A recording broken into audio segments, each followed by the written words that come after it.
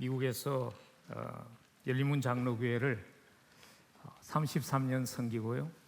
작년에 은퇴를 해서 아직 그렇게 별로 늙지 않았는데 그냥 타이틀이 원로 목사가 되었습니다. 사실 작년에 다니엘 기도회에 좀 와서 말씀을 전하면 어떻겠냐는 그런 요청이 있었는데요. 제가 한번 물어봤어요. 다니엘 기도회가 어떤 기도회인가 물어봤더니 어떤 분이 저보고 그러더라고요. 목사님, 다니엘 기도회는 강사들이 주로 뜨는 사람들만 갑니다 그러더라고요. 그리고 거기에 가면 더 뜬대요. 그래서 지금 뜰 때가 아니라 비행기를 지금 안착시켜야 할 때이기 때문에 내가 여기를 가야 하나 하는 그런 마음의 갈등이 많았어요. 그래서 작년에는 스케줄도 잘 안 맞고 해서 제가 못 가겠습니다 그랬는데, 올해 제가 지난주에 호주에서 목사님들을 섬기는 사역이 있었거든요. 그래서 호주를 나왔는데 또 요청이 오셨어요. 그래서 하나님께서 저로 하여금 그냥 피할 수 없게 하시는가 보다 해서 오늘 이 자리에 서게 되었습니다. 오늘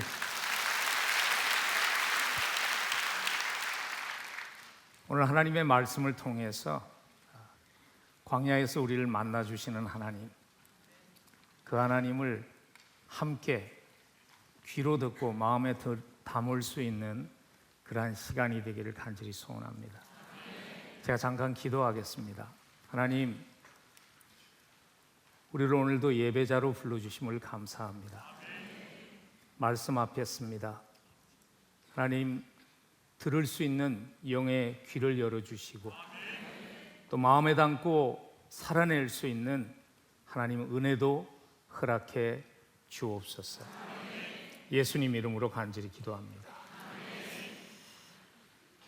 성경에는 보면 인생의 광야를 지나가면서 그 고난 가운데서도 하나님을 미소 짓게 한 많은 사람들의 간증들이 성경에 담겨 있습니다. 아마 여러분들이 많이 아시는 가장 대표적인 한 간증이 있다면 다니엘의 세 친구들의 간증이겠죠. 사드락과 메삭과 아벳느고가 활활 타오르는 풀무불 앞에서 하나님의 구워주심을 바라며 기도했지만 그들이 이런 고백을 했죠. 그러나 하나님 하실 수 있지만 그렇게 아니하셔도 하나님 여전히 나의 하나님입니다 하는 고백을 했죠. 여러분, 이런 말씀을 묵상하면요, 여러분은 마음에 솔직하게 어떤 생각이 드세요? 제가 오늘 볼 때 찬양하고 기도하시는 여러분의 모습을 보니까 아마 대부분 그러실 것 같아요. 하나님, 나도 그렇게 되게 해주세요. 근데 저는 부끄럽게도요, 그 말씀을 접하면서 제가 예수님을 만나서 얼마 되지 않았을 때 제일 먼저 제 마음에 들었던 솔직한 생각은 이거예요. 하나님, 나 그렇게 멋있는 간증 못해도 삶에 광야가 없는 삶이 되게 해주세요. 그 생각이 제일 먼저 들더라고요. 왜냐하면 저는 고생이 너무 싫거든요. 제가 한국 격언 중에서 제일 싫어하는 격언이 이거예요. 젊어서 고생은 돈 주고 사서도 한다. 제가 젊어서 청소년 때 한국을 떠났어요. 그리고 이민자로 이제 어느덧 세월이 흘러서 돌아보니까 50년을 이민자로 산 것 같아요. 처음 이민자로 살아가면서 여러 가지 일들을 했어요. 바느질도 해보고요, 식당에서 접시도 닦아보고, 주유소에서 추운 겨울에, 시카고 겨울에 기름도 푸고요. 마지막에는 공사판에서 페인트를 칠하는 일로 대학을 졸업했어요. 사실 그게 70년대 이민자들이 지나갔던 크게 다르지 않은 삶이에요. 저만 뭐 그렇게 크게 고생한 것 아니에요. 근데 제가 부족하니까 그런 마음이 너무 많이 들었어요. 내가 왜 이렇게 고생을 해야 하지? 내 친구들은 한국에서 다 대학교 가고 즐겁게 대학 생활을 하는데 내가 왜 한국을 떠나서 이렇게 고생해야 하지? 그래서 고생이 너무 싫었어요. 근데 조금씩 철이 들면서 깨달은 게 하나 있습니다. 내가 아무리 싫어해도, 내가 아무리 원치 않아도 인생에 찾아오는 고난은 피할 수 없다는 것입니다. 광야 피할 수 없습니다. 고난 피할 수 없습니다. 그러면 인생에 찾아올 수 있는 고난에 대한 준비가 되어 있지 않다면 실제로 우리는 인생을 살 아무런 준비가 되어 있지 않는 것과 마찬가지인 것입니다. 믿음으로 살아가면서 하나님을 흐뭇하게 미소 짓게 하는 인생이 되려면요, 세 가지 준비가 돼야 돼요. 하나는 성경적인 구원관으로 준비되어야 합니다. 십자가를 통해서 받은 그 사랑에 대한 확신과 감사가 있어야 합니다. 두 번째로는 성경적인 축복관이 필요합니다. 하나님께 인정받는 것, 그것이 내가 놓치지 말아야 하는 가장 소중한 축복이라는 바른 축복관이 필요합니다. 그리고 마지막으로 필요한 것은 성경적인 고난관입니다. 여러분, 어떻게 하면 성경적인 고난관을 가지고 고난의 순간에도 하나님을 미소 짓게 하는 그러한 인생 살 수 있을까요? 오늘 하나님의 말씀은 우리에게 고난의 순간에도 성경적인 고난관을 가지고 하나님을 미소 짓게 하려면요, 제일 먼저 이것을 기억하라고 말씀하십니다. 하나님께서 우리의 인생에 고난을 허락하실 때 하나님의 목적이 있다는 것을, 그 목적을 바로 이해하라는 것입니다. 우리의 인생에 고난을 허락하시는 하나님의 목적은 무엇일까요? 십자가에서 생명 주시며 생명 주시기까지 우리를 사랑하시는 하나님이신데 우리의 삶에 찾아오는 모든 고난을 다 막아주실 수 있는 전능하신 하나님인데, 그러한 하나님께서 때로는 우리의 삶 속에 메마른 광야와 같은 고난의 시간을 허락하시는 그 이유는 무엇일까요? 그 이유는요, 하나님의 축복에 합당한 사람으로, 장차 우리에게 주실 하나님의 축복을 감당할 수 있는 사람으로 우리를 준비하기 위한 하나님의 목적이 있습니다. 왜냐하면 준비되지 않은 사람에게 주어지는 축복은 축복이 아니기 때문입니다. 준비되지 않은 사람에게 주어진 축복은 오히려 저주가 될 수 있기 때문입니다. 오늘 본문을 보시면요, 그래서 하나님께서 이스라엘 백성들을 출애굽을 시키신 후에 광야로 들어가게 하신 것입니다. 오늘 본문 22절을 보면 모세가 홍해에서 이스라엘을 인도하며 그들이 나와서 수르 광야로 들어가서 거기서 사흘 길을 걸었으나 물을 얻지 못했다, 그렇게 기록합니다. 하나님이 길눈이 어두워서 이스라엘 백성들을 잘못 인도해서 물이 없는 광야로 들어간 게 아니에요. 하나님이 목적이 있어서 이스라엘 백성들로 하여금 출애굽하고 지금 나온 이스라엘 백성들을 광야로 들어가게 하신 것이죠. 그래서 출애굽기를 보면 13장 17절에서 더 좋은 길이 있었다고 얘기하십니다. 바로가 백성을 보낸 후에 블레셋 사람의 땅의 길은 가까울지라도 하나님이 그들을 그 길로 인도하지 않았다.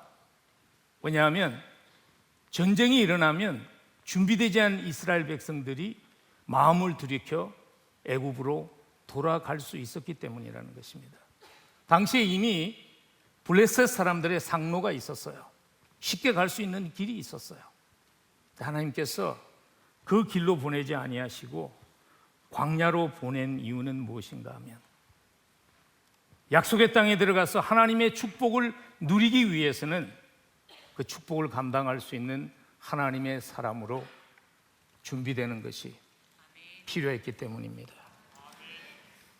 광야는 하나님의 훈련의 땅입니다. 광야에서의 훈련의 기간을 그래서 잘 감당하려면요, 꼭 이거 기억하셔야 됩니다. 하나님이 나를 나보다 더 잘 아신다는 것을 인정하는 겸손이 필요합니다. 이스라엘 백성들은 아마 그렇게 생각했을 거예요. 자기들이 약속의 땅에 들어갈 수 있는 준비가 됐다고, 우리에게 광야의 고난이 필요하지 않다고 그들은 생각했는지 모르죠. 근데 하나님은 그들을 아셨습니다. 준비되지 않았다는 것을. 오늘 그 준비되지 않은 모습이 24절에 나와 있잖아요. 보면 백성이 모세를 향해서 원망했다고 기록되어 있어요. 그리고 뭘 마실까? 그것 때문에 원망했다는 거예요. 여러분, 오늘 본문의 배경을 잘 보시면요, 홍해가 갈라지는 기적을 경험한 지 이제 사흘밖에 되지 않았어요. 그들이 하나님의 기적을 보았어요. 기적의 땅을 걸었어요. 그리고 광야에 들어갔는데 준비됐다면, 홍해를 가르신 하나님이 우리에게 마실 물을 주지 않겠는가? 준비됐다면 그렇게 말해야 되는 거죠. 근데 그들이 준비되지 않았어요. 그래서 불평한 거죠. 여러분, 혹시 이것이 우리의 모습은 아닌지 모르겠습니다. 하나님께, 하나님, 나는 광야가 필요치 않아요. 하나님, 나는 고난이 필요치 않아요. 하나님, 나는 축복 주시면 축복을 감당할 수 있는 준비가 돼 있어요 하며, 혹시 하나님께 투정하는 모습이 우리의 모습은 아닌지 모르겠습니다. 마치 어린아이들을 키우면 그렇잖아요. 저도 손자가 넷 있거든요. 근데 항상 신발을 신으면 이상하게 왼쪽 신발을 오른발에 신어요. 넷이 있는데 넷이 다 그래요, 보면. 근데 또 신기한 건 이거예요. 도와준다 그러면 싫다는 거예요. 자기가 할 수 있대요. 할 수 있는데 매번 엉뚱하게 신발을 신어요. 사춘기 자녀들을 가진 부모들 있죠. 사춘기가 되면 그러잖아요. 내 인생 내가 책임질 수 있다고. 참견하지 말라 그러잖아요. 내가 날 더 잘 안다고. 여러분, 혹시 그게 하나님 앞에서의 우리의 모습은 아닐까요? 저는요, 20대에 예수님을 만났어요. 그리고 20대에 말에 목회자가 됐어요. 아무것도 모르고 목회자가 된 거죠. 그러니까 목회 생활이 얼마나 어려웠겠어요. 뭐 저만 어려웠겠어요? 저 밑에 있는 교인들은 얼마나 어려웠겠어요. 근데 돌아보면 지금 너무 부끄러운 것은, 하나님께서 저를 준비시키는 그 광야의 시간이었는데 하나님께 너무 많이 떼쓰고 불평한 것 같아요. 하나님께서 우리에게 인생의 고난을 허락하실 때는 하나님의 이유가 있어요. 하나님의 계획이 있어요. 제가 예수님을 대학생 때 만나고요, 그리고 목회자가 되고 나서 후에 깨달았습니다. 하나님께서 내 인생에 그렇게 모든 어려움의 과정들을 지나가게 하신 목적이 무엇인가 하면, 나를 이민교회의 목회자로 세우시기 위한 훈련 과정이었어요. 돌아보니까요, 제가 이민교회를 섬기면서 가장 필요한, 정말 중요한 준비는 유명한 신학교의 강의실에서 일어나지 않았어요. 그 준비는요, 이민자로 살아가는 삶의 현장에서의 지나가야 했던 그 광야가 저로 하여금 목회자로 준비되게 하는 시간이었어요. 여러분, 성경을 보아도 그렇지 않나요? 하나님께서 쓰시기로 계획하신 사람들, 그런 사람들 가운데 광야에서 고난받으며 훈련받지 아니한 사람은 한 사람도 없습니다. 요셉이 그랬죠. 다니엘이 그랬죠. 모세가 그랬죠. 그리고 다윗도 그렇지 않습니까? 보면 하나님께서 쓰실 그 축복이 크면 클수록 그들의 기다림의 시간도, 광야의 시간도 훨씬 길었던 것을 볼 수 있어요. 다윗 같은 경우에 보면 그가 원하는 것도 아니죠. 즐겁게 목동생활 잘하고 있는데 사무엘 선지자가 와서 기름을 부으며 이스라엘의 차대 왕이 됐어요. 근데 차대 왕이 된 후에 10년이라는 세월을 광야에서 목숨을 부지하기 위해서 칼을 피하며 사는 그런 광야의 삶이 있었어요. 하나님께서 왜 그런 긴 광야를 다윗의 삶 속에 허락하셨을까? 그 이유를 진 에드워드라는 한 작가가 자기의 책 새 왕 이야기라는 책에 이렇게 썼어요. 광야를 통하여 하나님은 다윗의 가슴 속에 숨어 있었던 사울을 제거하셨다고. 다윗의 가슴 속 깊은 곳에도 사울 왕의 야망과 사울 왕의 그런 모습이 그대로 있었다는 겁니다. 10년의 광야의 생활을 지나가게 하시면서 하나님은 다윗의 그 가슴 속에 숨어 있었던 사울 왕을 제거하셨기 때문에 다윗이 장차 이스라엘의 왕으로 세워졌을 때 그 일을 감당할 수 있었던 것이죠. 하나님이 다윗 자신보다도 다윗을 더 잘 아셨죠. 그래서 다윗을 훈련하신 것이죠. 그러면 하나님이 나를 더 잘 아세요. 왜냐하면 우리를 만드신 분이세요. 그래서 그 하나님께서 우리의 삶에 고난을 허락하실 때는 겸손히 하나님의 그 뜻을 기다릴 수 있는, 수용할 수 있는 겸손함이 필요합니다.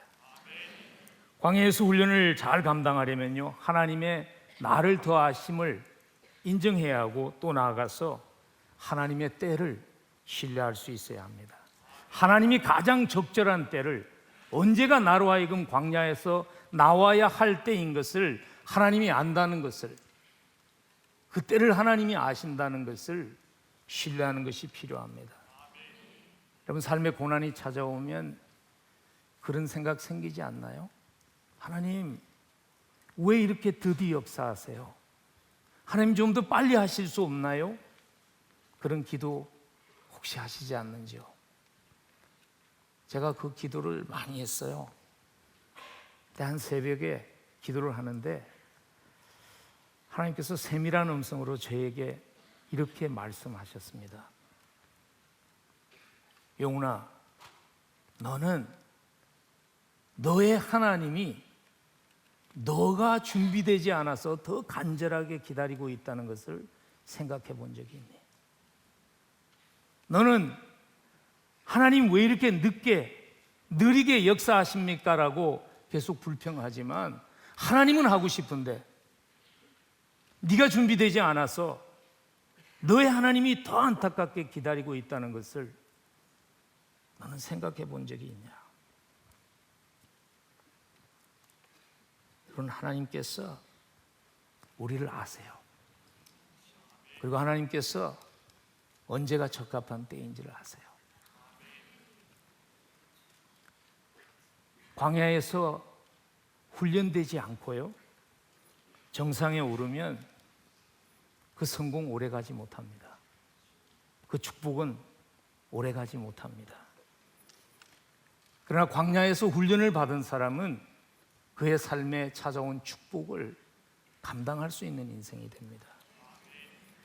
오래전에 그런 훈련을 받고 정상에 오른 한 분의 스토리를 읽었어요. 아마 여러분들도 다 아시는 그러한 유명한 작가예요. 앨렉스 헤일리라는 뿔이라는 그 작품을 써서 세계적으로 유명한 작가가 됐죠. 근데 그분이 금세 최고의 작가가 되기 전까지 8년 동안을요, 글을 써서 출판사에 가면 이걸 글이라고 써왔느냐고 퇴짜를 맞았어요. 그러다가 긴 광야의 시절을 지나가면서 훈련된 후에 루츠, 뿔이라는 그 아프리카 노예들의 뿌리에 대한 그 대작을 낳을 수 있었던 것이거든요. 그래서 이분이 성공한 후에 자기의 사무실 앞에 큰 포스터를 하나 붙였어요.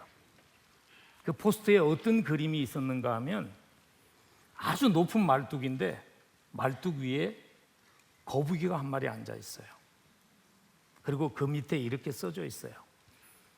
거북이는 스스로의 힘으로 말뚝 위에 앉지 않았다. 매일 사무실을 들어가고 나갈 때마다 그 포스트를 보면서 자기를 지금 그 자리에 서게 하신 그 누군가가 있다는 것을 기억했다는 것이죠.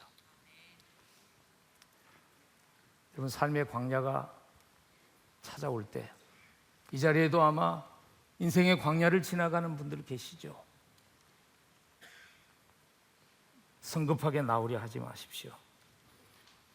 하나님의 때가 차지 않았는데 나의 수단으로 벗어나면요, 또 다른 광야가 여러분을 기다리게 돼요.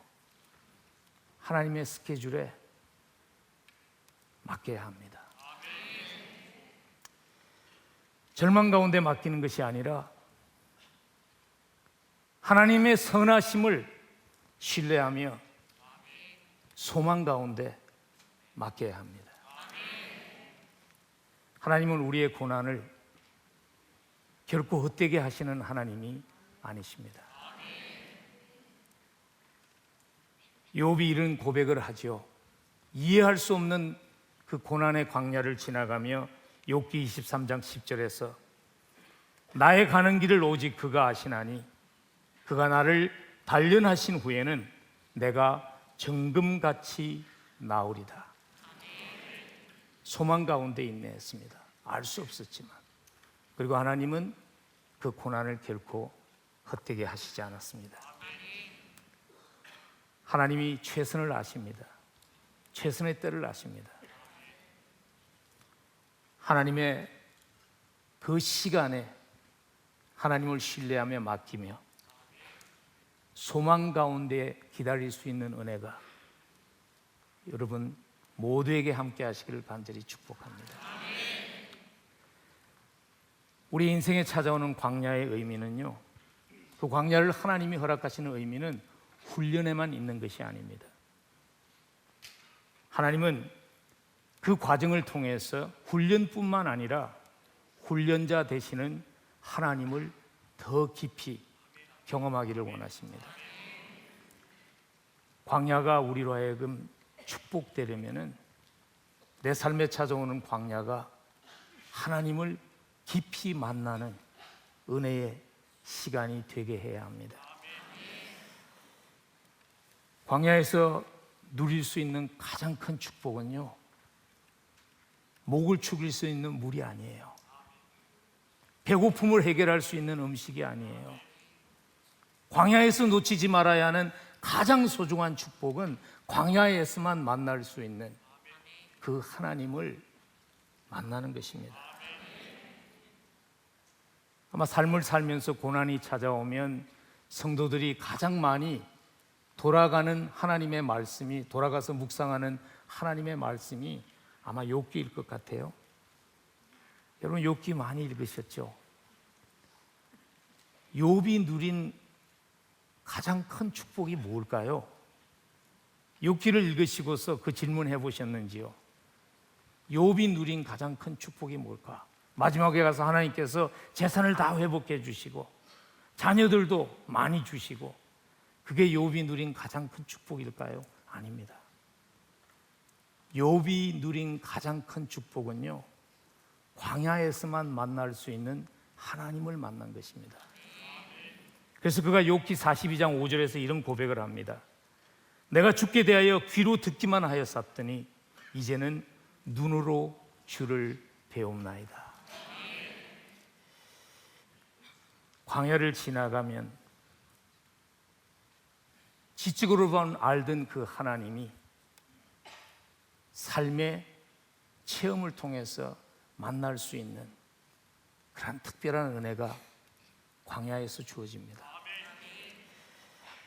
저의 짧은 인생을 돌아보아도요, 하나님을 가장 깊이 만난 시간, 하나님이 나와 함께 하심을 가장 피부로 느낀 시간은 편안한 때가 아니었어요. 고난의 시기였지. 제가 담임 목회 초기에 너무나 긴 광야를 지나가야 했었어요. 왜냐하면 제가 준비가 되지 않았기 때문에 그런 것이죠. 너무 힘들었어요. 그리고 또 힘들었던 이유 중에 하나는 아내가 우울증을 앓았어요. 제 아내는 한국말이 편하지 않은, 영어가 훨씬 편한 거의 2세에 가까운 사람이에요.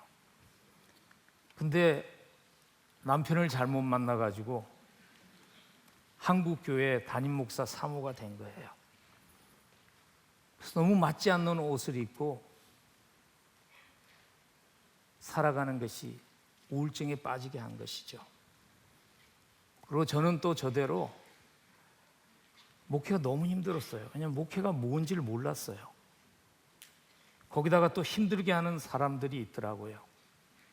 처음 당회를 마쳤는데 한 분이 저를 좀 보자고 그래요. 그래서 만났더니 저에게 이렇게 얘기하시더라고요. 목사님, 보따리 싸고 가세요. 여기 계속 있으면 내가 괴롭힐 겁니다. 그래요. 그래서 제가 알았어요. 그때 교회 안에도 조폭이 있구나 하는 것을 제가 알았어요. 너무 힘든 시간이었어요. 왜냐하면 그때는 아주 교회가 작은 교회였거든요. 담임 목사의 사례비를 제때 줄 수 없었어요.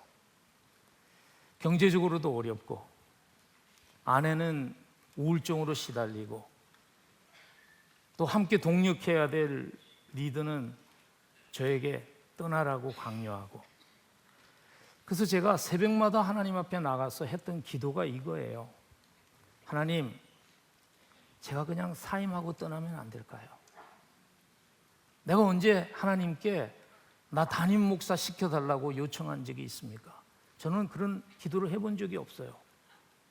근데 하나님께서 그 자리에 저를 세우신 거거든요. 그래서 그 기도를 매 새벽마다 가서 하나님께 했던 기도가 뭐냐면, 하나님, 제가 떠나면 안 될까요? 저는 목회자로 부를 때 그냥 대학생들하고 즐겁게 제자 훈련하고 캠퍼스에서 그냥 지내는 것이 나의 부름인 줄 알았는데, 왜 저를 한인 지역교회로 불러서 이렇게 힘든 과정을 지나가게 하십니까? 제가 그냥 사임하고 떠나면 안 될까요? 매 아침마다 그 기도를 했어요. 하루는 새벽에 기도를 드리는데요, 주님이 저를 만나 주셨어요. 그리고 그날 저에게 말씀하셨어요. 제가 미국에 살아서 그런지는 잘 모르지만 주님은 심각한 얘기를 할 때는 영어로 하세요.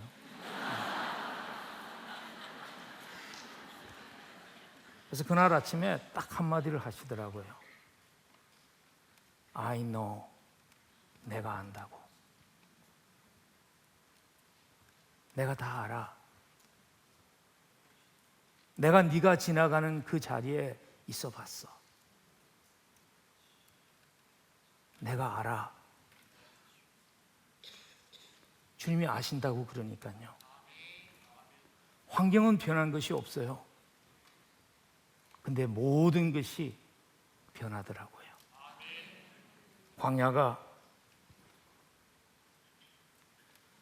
여전히 내 삶 속에 광야가 계속되지만은 그 광야에서 찬송할 수 있게 되더라고요. 초막이나 궁궐이나 주 예수와 동행하니 그 어디나 하늘나라. 제 아내도 그 가장 어려울 때 하나님을 만났고요. 그 만남이 평생 목회자의 삶으로 살아가게 하는 그런 터닝 포인트가 되었어요. 한국말을 못하는 사람이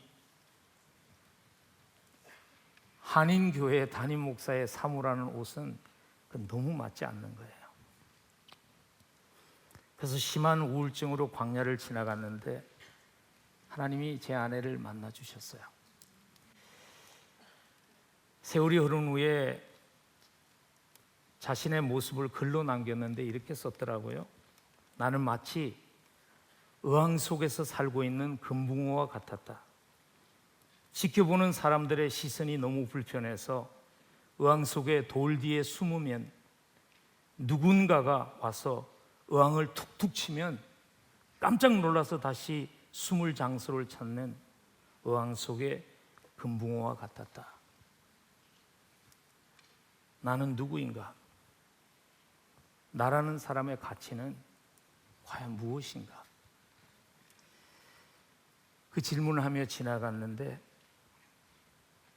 주님이 만나주시고 주님이 주신 음성이 이것이었어요. 너는 내 사랑하는 딸이야. 너의 아이덴티티는, 너의 참 가치는 목사의 사모가 아니라 십자가에서 널 위해 생명 준 하나님의 사랑하는 딸이야.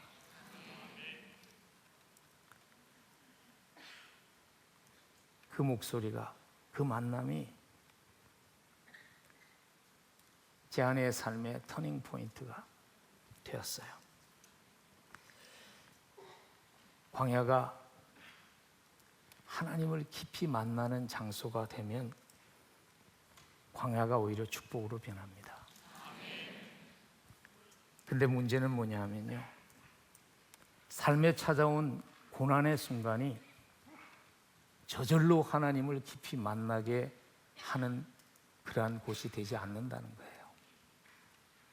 우리 주변을 보면 불행하게도요, 인생의 광야를 지나가면서 고생은 고생대로 하지만 하나님은 만나지 못해서 삶이 오히려 더 고달펴진 그러한 사람들도 우리가 종종 만나지 않나요?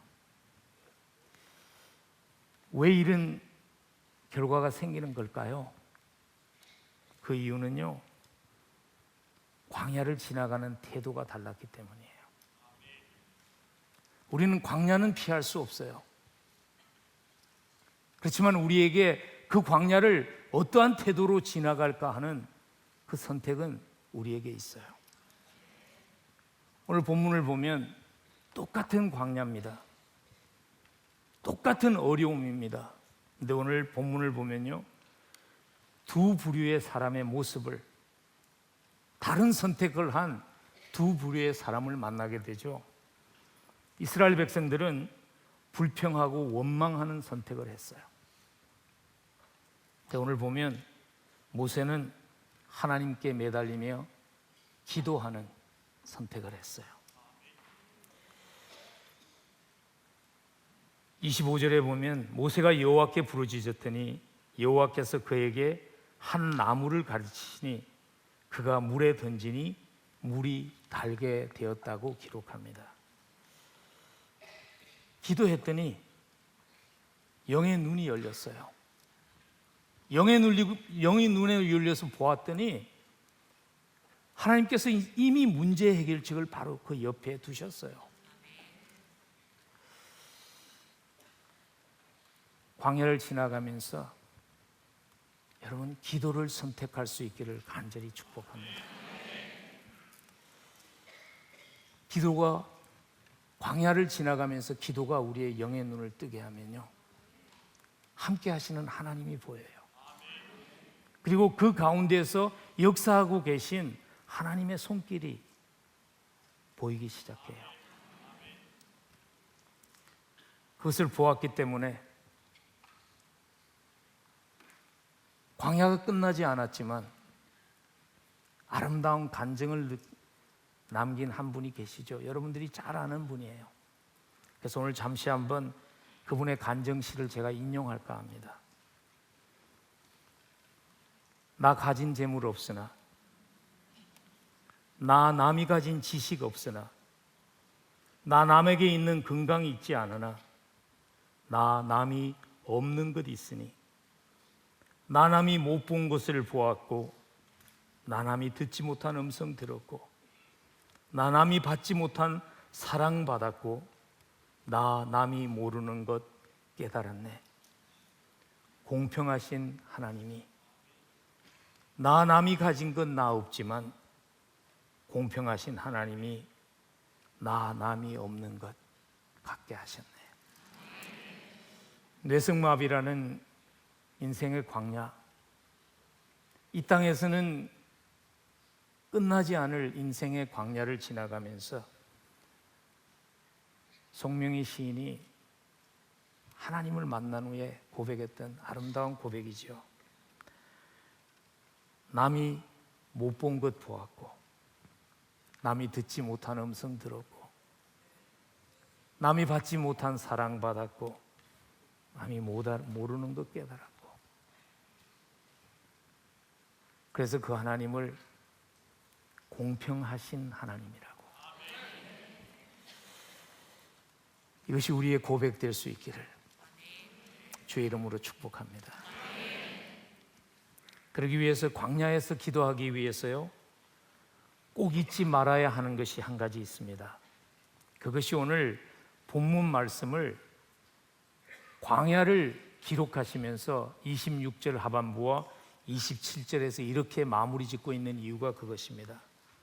나는 너희를 치료하는 여호와임이니라. 그들이 엘림에 이르니 거기 물샘 12과 종려 70그루가 있는지라. 거기서 그들이 그 물 곁에 장막을 치니라. 나는 너희를 치료하는 여호와이니라. 그러면서 오늘 보면 이스라엘 백성들은요, 금세 목말라 죽을 것 같다 하나님을 원망했지만은 하나님은 먼저 가셔서 엘림을 준비해 놓으셨죠. 오늘 이 말씀으로 이 사건을 마무리 짓고 있는 이유가 이것입니다. 이거 기억하라는 것입니다. 우리 하나님은 감당할 수 없는 시험을 주시는 하나님이 아니라는 것입니다. 우리 하나님은 먼저 가셔서 준비해 놓으시고 우리를 기다리시는 퓨처 그레이스의 하나님이라는 것을 기억하라는 것입니다. 우리에게 소망을 가져야 할 이유가 있습니다.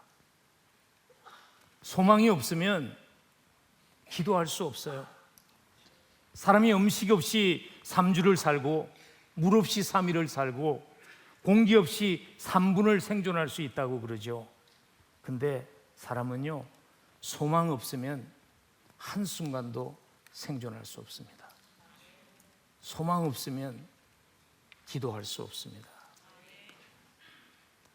우리에게 소망을 잊지 말라고 하나님께서 우리에게 주신 우리의 오아시스가 있어요. 그 오아시스는 십자가입니다. 십자가가 우리에게 주신 우리의 광야의 오아시스입니다. 하나님 이렇게 약속하십니다. 로마서 8장 32절에서 자기 아들을 아끼지 아니하시고 우리 모든 사람을 위하여 내주시니가 어찌 그 아들과 함께 모든 것을 우리에게 주시지 아니하시겠느냐. 여러분, 광야가 헛되지 않다는 확신을 가질 이유가 우리에게 있습니다. 왜냐하면 아들을 아끼지 아니하시고 우리에게 주신 그 하나님이십니다. 근데 필요하다면 그 무엇을 그 하나님께서 아까워하시겠습니까? 포기하지 마십시오. 합하여 선을 이루실 것입니다. 십자가를 붙잡고 광야 가운데에서 소망하며 기도하면 합하여 선을 이루시는 하나님을 경험하실 것입니다. 합하여 선을 이루신 하나님, 제가 경험한 그 하나님, 여러분께 간증하며 말씀을 마무리 질까 그래요. 하나님께서 광야가 없는 삶이 되기는 하지 않았어요. 매일 만나와 마실 물을 공급해 주셨죠. 대학교에서 주님을 만나고 교회 생활을 해보지 않았기 때문에 기승교회를 알지 못하는 경험이 없는 목사, 한인들을 목회하면서 한국말이 어눌한 2세 사모, 그러한 약한 자를 통해서요, 하나님은 새로운 교회를 세우셨어요. 하나님이 우리의 약점을 제거하시지는 않았어요. 근데 하나님은 오히려 우리의 약점을 쓰셔서 그 약점이 주 안에서 강함이 되게 하셨어요. 강함 앞에서 무너지지 않는 것이 약함 앞에서 무너집니다. 제가 처음에 33년 전에 부임했을 때 저희 교회 이름이 한인 정통 장로 교회였어요. 그 이름 속에는 우리는 변화를 원치 않습니다. 그 메시지가 담겼어요. 근데 하나님께서 저의 약함을 통해서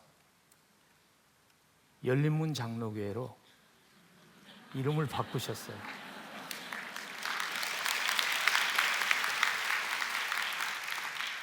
그리고 교회를 떠났던 수많은 젊은이들이 교회로 돌아오는 그러한 역사를 하나님께서 하셨어요. 그리고 영어를 쓰는 이민자 자녀들과 한글이 표만 부모 세대가 함께 조화를 이루며 하나님의 나라를 섬기는 그러한 교회가 되게 하셨어요. 닫혔던 문이 열리고 하나님의 은혜가 흘러나가기 시작하며 우리 주변에 있는 수많은 타민족들,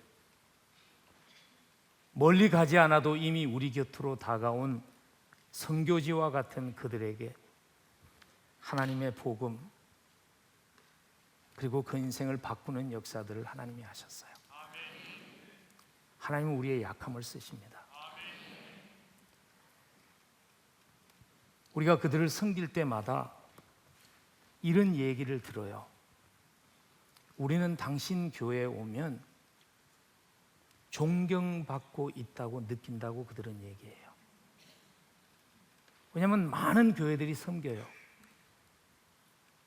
근데 저희 교회에 오면 그냥 있는 사람이 없는 사람을 돕는 그러한 도움이 아니라 그들의 아픔을 아는, 그들의 외로움을 아는, 그리고 함께 울어주고 함께 아파해주는 그 도움을 그들이 느낀다는 거예요. 주님, 제가 떠나면 안 될까요? 하며 절규하며 시작한 목회를 33년이 지난 후에 목회를 마무리 질 때 제 입술에서 흘러나온 감사는 이것이었습니다. 하나님, 내 잔이 넘칩니다. 하나님께서 제 그릇보다 크고 넘치는 은혜를 허락해 주셨어요. 여러분, 마라의 불평에 머물지 마십시오. 여러분의 엘림이 그렇게 멀지 않았습니다.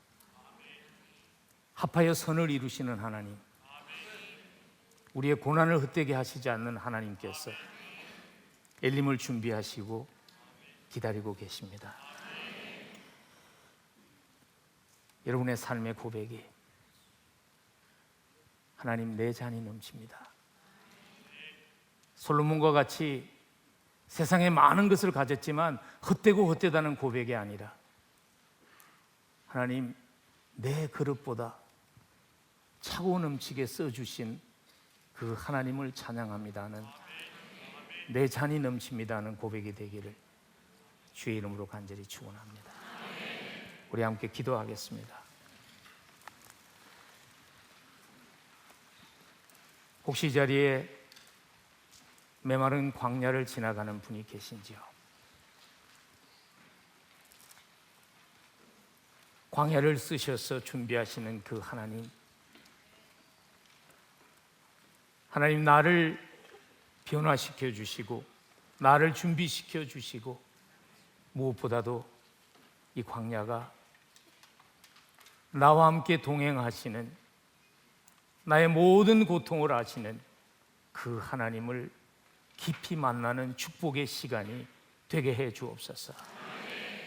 우리 한번 주여 한번 부르시고 함께 한 음성으로 함께 기도하겠습니다. 주여.